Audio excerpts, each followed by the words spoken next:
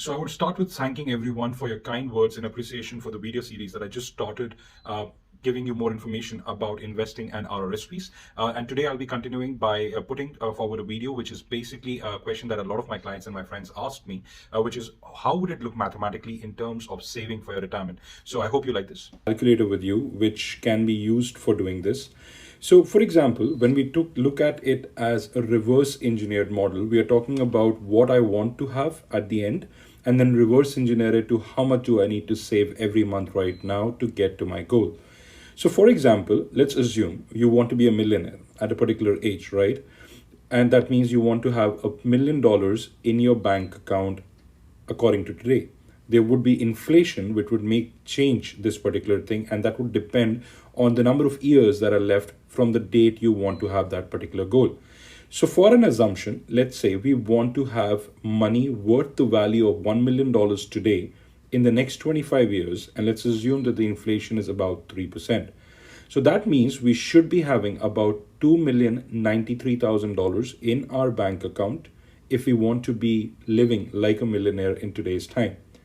Now, let's also assume that the person who is doing this already has about $100,000 saved in their bank account currently and are ready to put in another $1,000 as a monthly saving every month. Now, let's say that we have about 8% of an annual rate of return for the next 25 years, just to take into consideration what we are looking at.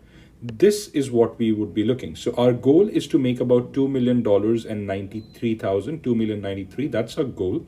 But $1,000 every month at 8% rate of interest for the next 25 years with $100,000 already in your bank account would lead on to you only saving about $1,686,000, which means we would have a shortage of about $407,000. Now, I can get this to that particular level by changing how much I can make, and we are seeing that approximately at $1,500, it'll make all the difference. But let's go back a little bit and see what happens if I have more years to do the same thing. So let's assume I am 30 years today and I have another 35 years to reach my retirement age. That's when I want it. So at the same point of time, if I take it to 35 and use it as this, then to reach the same monthly goal, I would just have to put in $611 every month. That's the power of early investing as well as compounding over a period of time.